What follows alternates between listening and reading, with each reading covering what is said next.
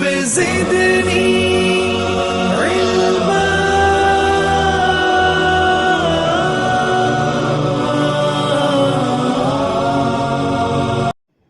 الحمد لله وحده والصلاة والسلام على من لا نبي بعده وعلى آله وأصحابه الذين أوفوا عهده. أما بعد، فأعوذ بالله من الشيطان الرجيم. بسم الله الرحمن الرحيم.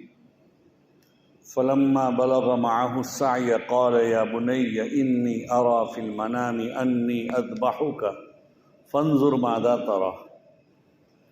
قال يا أبت افعل ما تؤمر ستجدني إن شاء الله من الصابرين. فلما أسلما وتله للجبين وناديناه أن يا إبراهيم قد صدقت الرؤيا إنا كذلك نجزي المحسنين.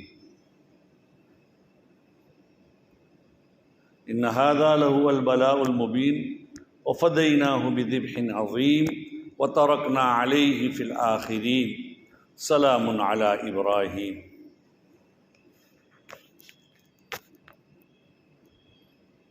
وعن زید بن ارقم رضی اللہ تعالیٰ عنہ قال قال اصحاب رسول اللہ صلی اللہ علیہ وسلم یا رسول اللہ ما هذه الاضاحی قال سنة ابیکم ابراہیم علیہ السلام. قالوا فما لنا فيها يا رسول الله؟ قال بكل شعرة حسنة. فقالوا فالصوف يا رسول الله؟ قال بكل شعرة من الصوف حسنة. رواہ ابن ماجہ. عزیزان محترم، بزرگوں، بہت مبارک دن چل رہے ہیں. بتایا گیا تھا گزشتہ ہفتے میں کہ اس کے ایک دن کے روزے کے بدلے میں 1 سال کا ثواب ملتا ہے. 1 سال کے اگلے گناہ معاف ہو جاتے ہیں. اور آج کا جو دن چل رہا ہے عرفہ کا دن، آج کے دن اگر روزہ رکھا کسی نے تو 1 سال اگلے اور 1 سال پچھلے گناہ معاف ہو جاتے ہیں. ایسے تو یہ عبادت کا سلسلہ 15 شعبان کے بعد سے ہی چلا ہے. رمضان المبارک آیا اور رمضان المبارک جیسے آیا اس کے بعد رمضان پورا ہوا، اللہ نے اس کے شکریہ میں عید الفطر مرحمت فرمائی. اس کے بعد ہی جیسے ہی پہلی شوال یعنی عید الفطر آیا تو نبی اکرم صلی اللہ علیہ وسلم نے فرمایا کہ حج کے 3 مہینے شوال یعنی عید الفطر کے پہلے دن سے شوال، ذوالقعدہ، ذوالحج، اگر کوئی آدمی عید الفطر کے دن سے حج کا احرام باندھ لے تو یہ اس کے لیے مستحب ہے، احرام ہو جائے گا اس کا. پہلے زمانے میں ہمارے یہاں لوگ بہت پہلے حج کے لیے جاتے تھے. ہم نے بھی اپنے بچپن میں دیکھا کہ بعض حاجی لوگ جو دریائی یعنی پانی کے سفر سے جاتے تھے تو وہ عید کے فوراً بعد یا شعبان میں چلے جاتے تھے. اور 4 مہینے 6 مہینے اس زمانے میں اتنی پابندیاں نہیں تھی کہ اتنے ہی دن رہنے کا، حج اپنے اعتبار سے رہتے تھے. 3 مہینے حج کے اللہ تعالیٰ نے مقرر کیے ہیں اور ان میں بھی حج کی جو ادائیگی ہوتی ہے مخصوص دنوں میں.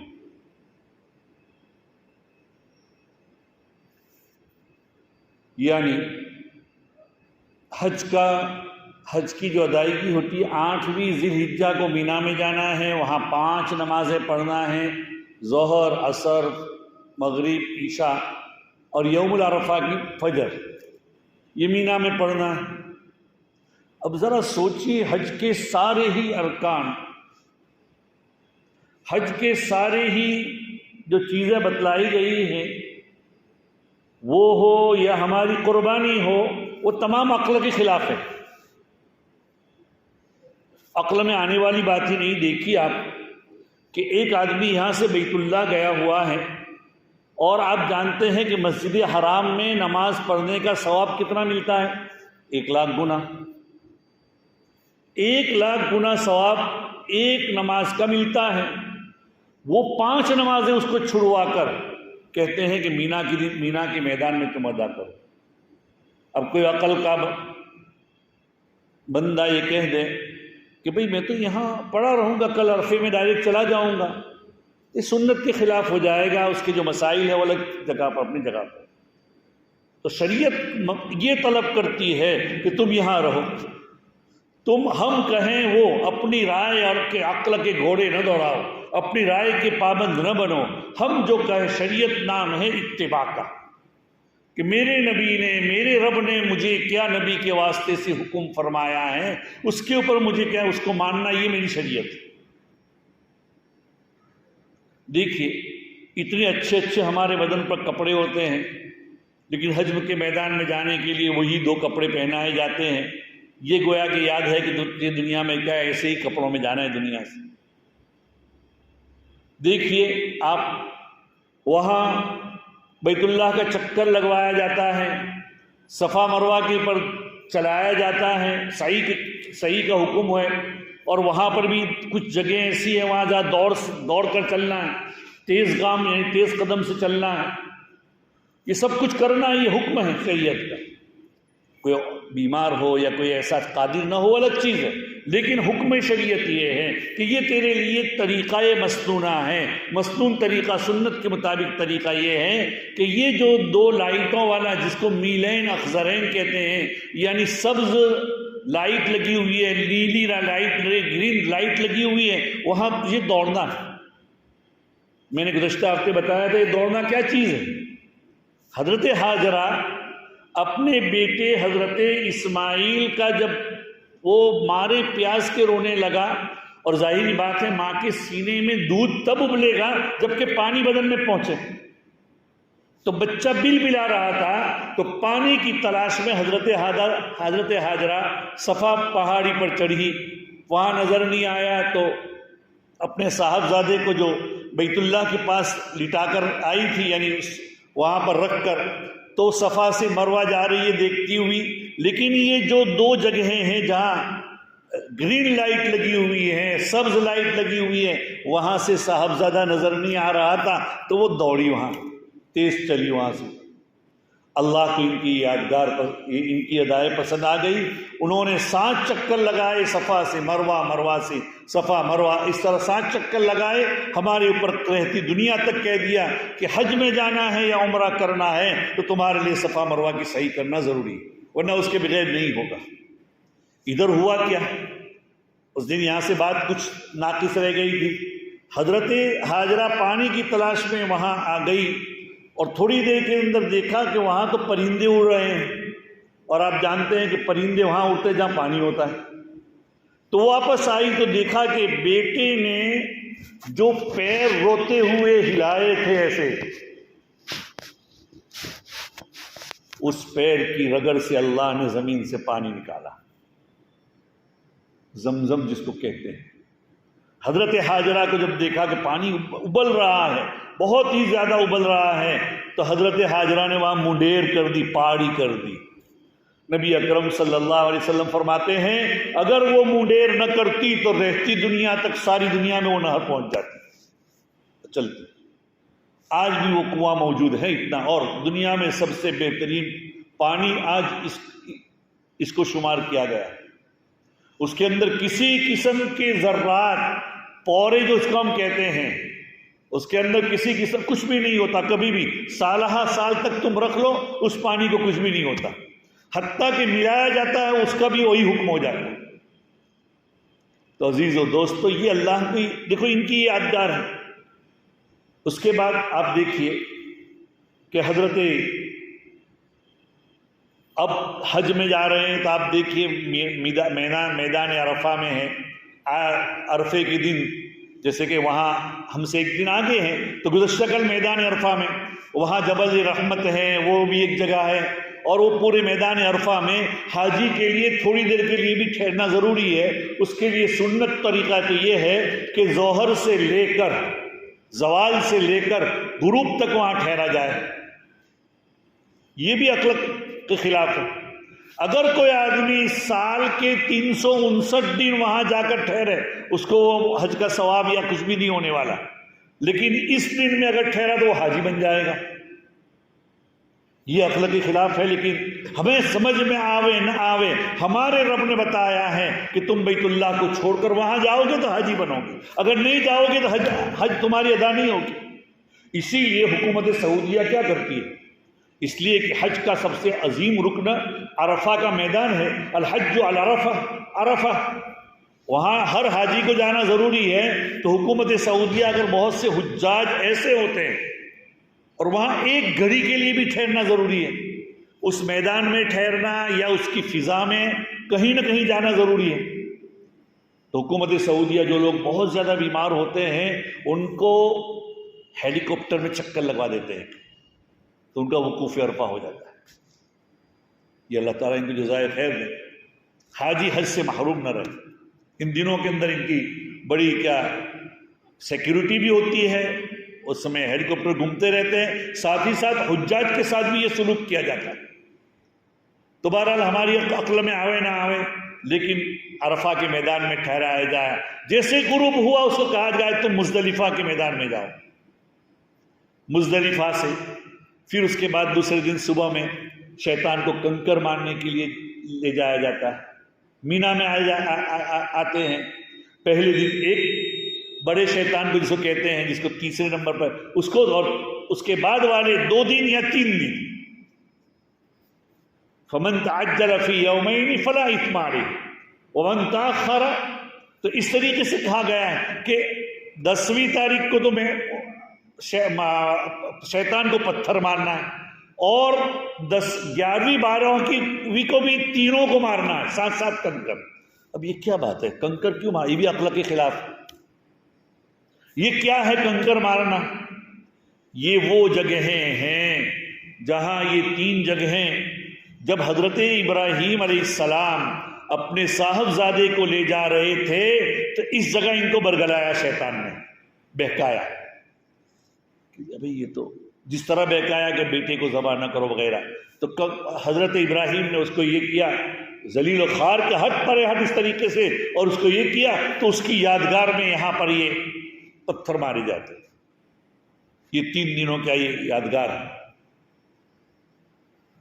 حضرت، تو یہ گویا کہ ہماری عقل میں آوے نہ آوے۔ اور دیکھیے بھائی، اس سال مثلا کتنے حاجی گئے ہیں؟ گزشتہ کل سے ہمارے موبائلوں پر آ رہا ہے کہ 16,73,230 حاجی گئے۔ ایک حاجی 7 کنکر مارے تو کتنے کنکر بن جائیں گے؟ اللہ کی قدرت دیکھیے، 16,73,000 ہو اگر تو تقریباً 50 لاکھ سے اوپر پتھر بن جائیں گے، کنکری کہاں جاتی ہے؟ حدیث میں آتا ہے جو کنکر جن کی حج قبول ہوتی ہے، جس کی یہ قبول ہوتی ہے، ادا قبول ہوتی ہے، وہ فوراً وہاں سے اٹھا لی جاتی ہے۔ وگرنہ اگر ایک 50 لاکھ پتھر کنکریا اگر گرے تو پورا کا پورا پہاڑ وہاں بن جائے، لیکن نہیں ہوتا، فوراً اللہ میاں کی جانب سے اس کو اٹھا لی جاتی ہے۔ اور وہاں جو کنکر ہوتے ہیں کچھ، وہ کنکر وہ ہوتے ہیں جن بیچاروں کے اگر کہ سب کی وجہ سے ان کی حج قبول ہو جائے گی، لیکن ان کی یہ کنکری قبول نہیں ہوئی، ان کی دلیل ہوتی ہے۔ اللہ تعالیٰ ہمارے بھی اگر وہاں جب ہم جائیں، ہم لے جائیں تو اللہ تعالیٰ ہمارے کیا رمی کو قبول فرمائے۔ 3 دن تک، اور چوتھے دن بھی بعض کو کیا مارنے کا حکم کیا بعض روکتے ہیں، اگر کوئی رک گئے تو چوتھے دن بھی رمی کرنا ہے۔ اس کے بعد یہ عقل کے خلاف ہے، لیکن شریعت نام ہے، تیری سمجھ میں آئے نہ آئے۔ اب ان دنوں کے اندر جو دوسری عبادت ہے وہ قربانی۔ قربانی کسے کہتے ہیں؟ قربانی قرب سے بنا ہوا ہے، اللہ کی نزدیکی حاصل کرنے کا ذریعہ۔ قرآن پاک کہتا ہے لَن يَنَالَ اللَّهَ لُحُومُهَا وَلَا دِمَاؤُهَا وَلَكِن يَنَالُهُ التَّقْوَىٰ مِنكُمْ۔ اللہ کو اس کو گوشت پوشت نہیں پہنچتا، اس کا خون نہیں پہنچتا، تمہارا تقویٰ کہ تم کس اللہ کے لیے کر رہے ہو، کس طرح کر رہا ہو، کس نیت سے کر رہے ہو، وہ تو اللہ کو پہنچتا ہے۔ دیکھیے اللہ نے گویا کہ رمضان عطا فرمایا، رمضان کے بعد اشہور حج یعنی حج کے دن ہمیں نصیب فرمائے، حج کرایا جن کے لیے حج تھا، ورنہ حج نہیں کرتا ان کے لیے کیا ہے؟ اللہ نے ان دنوں میں عرفہ کے دن کا روزے کا حکم دیا کہ عرفہ کے دن روزے رکھو، تو یہ بھی تمہارے لیے ہیں۔ اور ان دنوں میں ناخن اور بال نہ کاٹو، جن کو قربانی کرنا ہے تو تم ان حاجیوں کے مشابہ ہو جائیں گے جو احرام کی حالت میں نہ بال توڑتے ہیں، نہ بال ان کے کٹواتے ہیں، نہ ان کے ناخن وغیرہ اور نہ میل کچیل دور کرنے کا حکم ہے، تو ان سے کچھ مشابہت اختیار کرو۔ اور اس کے شکرانے میں جن کے اوپر کیا ہے، جو لوگ وہاں نہیں جا سکے، اس کے شکریہ میں یہاں پر قربانی ادا کرو اگر تمہاری استطاعت اور تمہارے اندر نصاب کے اگر تم مالک ہو اس وقت۔ یہ قربانی میں حدیث پاک میں آتا ہے، اللہ کے رسول صلی اللہ علیہ وسلم سے دریافت کیا گیا، پوچھا گیا کہ قربانی کیا چیز ہے؟ فرمایا تمہارے ابا حضرت ابراہیم علیہ السلام کی سنت ہے۔ فما لنا فیہا یا رسول اللہ، ہمارے لیے اس میں کیا ملے گا؟ فرمایا کہ قربانی کے جانور کے ہر بال کے بدلے میں ایک نیکی۔ صبح سے شام تک اس کے بال گنتے جاؤ لیکن گن نہیں سکو گے۔ پوچھا کہ اون گھیٹے جو ہو اس کا، مینڈا ہو تو؟ کہا کہ اون کے ہر بال کے بدلے میں ایک نیکی ملے گی، اس کے بھی انگنت ہوتے ہیں۔ یہ اتنا ثواب ہے۔ اللہ کے رسول صلی اللہ علیہ وسلم فرما رہے ہیں، ایک اور روایت میں اللہ کے رسول صلی اللہ علیہ وسلم نے فرمایا کہ ما من عمل ابن آدم یوم النحر عملا احب الی اللہ عز وجل من حراقۃ دم، کہ اللہ میاں کو ان دنوں میں یعنی قربانی کے دنوں میں قربانی سے زیادہ کوئی عمل پسند نہیں ہے۔ قربانی سے زیادہ کوئی عمل پسند نہیں اللہ میاں کو۔ آگے اللہ کے رسول صلی اللہ علیہ وسلم فرماتے ہیں وَإِنَّهُ لَيَأْتِي يَوْمَ الْقِيَامَةِ بِقُرُونِهَا وَأَظْلَافِهَا وَأَشْعَارِهَا، کہ قیامت کے دن وہ اپنے سینگوں، اپنے خوروں اور اپنے بالوں سمیت آئے گا۔ وَإِنَّ الدَّمَ لَيَقَعُ مِنَ اللَّهِ عَزَّ وَجَلَّ بِمَكَانٍ قَبْلَ أَن يَقَعَ عَلَى الْأَرْضِ فَطِيبُوا بِهَا نَفْسًا۔ فرماتے ہیں اللہ کے رسول صلی اللہ علیہ وسلم کہ زمین کے اوپر قطرہ گرنے سے پہلے اللہ کے یہاں وہ مقبول ہو جاتا ہے، لہذا خوشدلی کے ساتھ قربانی کیا کرو۔ یہ قربانی کا ہمیں حکم دیا ہے۔ یہ معمولی اگر ہمارے اوپر واجب نہ ہو لیکن اللہ نے کچھ دیا ہو، واجب نہ ہو، کچھ دیا ہو، کچھ استطاعت ہو، تو قربانی کا ایک حصہ کر لیں، قربانی کا جانور کر لیں۔ یہ اپنے لیے نبی اکرم صلی اللہ علیہ وسلم نے بھی اپنی طرف سے قربانی کی ہے، ایسے ہی امت مرحومہ کی جانب سے بھی آپ نے کی، ہماری طرف سے آپ نے کی ہے۔ تو اگر استطاعت ہو تو اللہ کے رسول کی طرف سے بھی قربانی کی جائے۔ یہ بھائی قربانی کے بارے میں یہ بات ہے۔ قربانی کیا چیز ہے گزشتہ ہفتے میں نے بتا دیا تھا آپ کو، لیکن پھر بھی سبق دوہرا دوں۔ حضرت ابراہیم علیہ السلام نے خواب دیکھا، میں نے آپ کو بتایا تھا کہ وہ ابراہیم کا وہ بیٹے حضرت اسماعیل جو آپ کو بڑھاپے میں نصیب ہوا تھا 86 سال کی عمر میں، بعضوں نے لکھا ہے، بعض مفسرین نے، اور 10 کچھ چلنے دوڑنے کے لائق ہوئے، ان کو حکم دیا گیا کہ اپنے بیٹے کو ذبح کرو۔ حضرت ابراہیم کو بہت کچھ آج آزمایا گیا ہے، یہ بھی ایک بہت بڑی آزمائش تھی۔ 3 دن تک دیکھا، اور ابراہیم علیہ السلام نبی تھے، اور نبی کا خواب وحی ہوتا ہے، وحی کے قائم مقام ہوتا ہے۔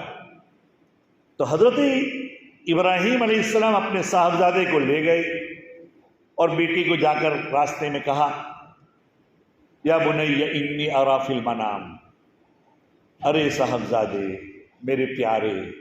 بنی عربی میں جو لوگ عربی جانتے ہیں وہ جانتے ہیں کہ بنی کے کہا جاتا ہے اے میرے پیارے بیٹے، بہت محبت سے کہتے ہیں میں دیکھتا ہوں خواب میں کہ میں تجھے ذبح کر رہا ہوں، تیری کیا رائے؟ فانظر ماذا ترى قال یا ابت افعل ما تؤمر، ابا جان جس چیز کا تمہیں حکم دیا جا رہا ہے کر گزرو، ستجدنی انشاءاللہ من الصابرین، ان قریب تم مجھے صبر کرنے والے پاؤ گے۔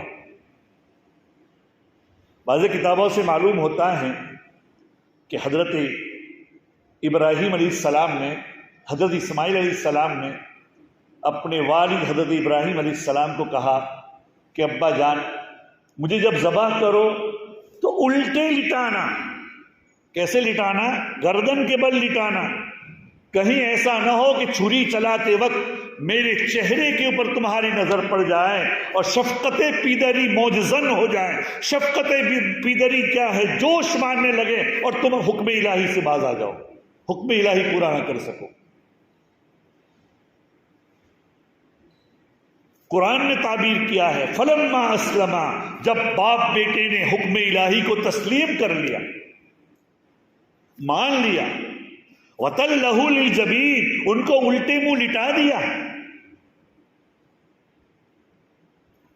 وَنَادَيْنَاهُ يَا إِبْرَاهِيمُ، تو اللہ میاں کی جانب سے تو بس ایک آزمائش تھی، خواب تھا، بس حقیقت تو تھی نہیں. اللہ میاں ان کو بہت سی چیزوں میں آزمایا، ایسے یہاں پر بھی آزمایا. کہیں تو کیا ہے، اپنی نوجوان بیوی کو چھوڑنے کا حکم ہے کہ بیت اللہ کے پاس چھوڑ دو، جیسے گزشتہ ہفتے میں بات آئی تھی. کہیں یہ تھا کہ تم یہ کرو، کہیں یہ تھا، ایسے بہت سی چیزوں میں ان کو آزمایا گیا. کوئی موقع ہوگا کہ انشاءاللہ ان کی جو آزمائش ہوگی آئندہ کسی موقع پر کہی جائے گی. تو یہ بھی ان کی آزمائش تھی. اللہ کی جانب سے حکم و عادت جبرائیل کو کہ تم میڈا لے کر جاؤ اور اس کو ذبح کر دو. تو حضرت جبرائیل وہاں سے اترے ہیں اور حضرت ابراہیم کہیں ذبح نہ کر دیں. اللہ کی طرف سے آزمائش پوری ہو چکی تھی. آواز آئی وَنَادَيْنَا يَا إِبْرَاهِيمُ، اے ابراہیم قد صدقت الرؤیا، تم نے خواب کو سچا کر دکھایا. اِنَّا كَذَلِكَ نَجْزِي الْمُحْسِنِينَ. اور اتنے میں کیا انہوں نے خواب کر دیکھا، حضرت ابراہیم نے چونکہ چھری چلا رہے تھے تو آنکھیں بند کر کے چلا رہے تھے کہ کہیں شفقت پیدری جوش نہ مر جائے، نہ مارے. تو دیکھا حضرت ابراہیم نے آنکھیں جب کھولی ہے، ادھر وہ تکبیر تشریق والا گزشتہ ہفتے بتایا تھا، تو اس حضرت ابراہیم نے دیکھا کہ اسماعیل کے ایک جگہ بیٹھے ہوئے ہیں اور ان کی جگہ پر میڈا ذبح ہو چکا ہے. اللہ تعالیٰ نے کیا، اور اللہ نے یہ تو کیا، لیکن رہتی دنیا تک وَتَرَكْنَا عَلَيْهِ فِي الْآخِرِينَ، رہتی دنیا تک یہ قربانی ان لوگوں کے پر جن کے پر استطاعت ہیں حق تعالیٰ شانہ نے واجب کر دی. معمولی چیز نہیں ہے بھائی. تو ان دنوں میں اللہ تعالیٰ کو قربانی سے زیادہ کوئی چیز محبوب نہیں، لہذا قربانی کی جائے. اور یہ جو تکبیر تشریق ہے ان دنوں کے اندر جو آج صبح سے شروع ہو چکی ہے، یہ بھی واجب ہے، مرد ہو یا عورت، ہر ایک کے اوپر لازم ہے. ہر اور تکبیر تشریق اللہ اکبر اللہ اکبر اللہ اکبر اللہ اکبر لا الہ الا اللہ اللہ اکبر اللہ اکبر وللہ الحمد، یہ لازم ہے ہر ایک کے. اس کو یہ کیا ہے، یہ بھی یادگار ہے. ان چیزوں کو، اس میں شان اور شوکت اسلام کا مظاہرہ ہے. یہ ہماری عقل میں آئے نہ آئے، اس لیے عزیز و دوستو ان دنوں کی قدر کریں. اللہ تعالیٰ نے یہ دن ہمارے نصیب فرما چکے ہیں. اللہ تعالیٰ ہمارے مبارک دن کئی دنوں سے چل رہے ہیں، اور آج 9ویں ذی الحجہ ہے. صبح سے تکبیر تشریق بھی شروع ہوئی ہے، اور اس کے اوپر مداومت اور پابندی کریں. اللہ تعالیٰ مجھے بھی اس کو نصیب فرمائیں اور ہماری عبادات کو اور ہم دنوں کی قدر کرنے کی توفیق نصیب فرمائیں.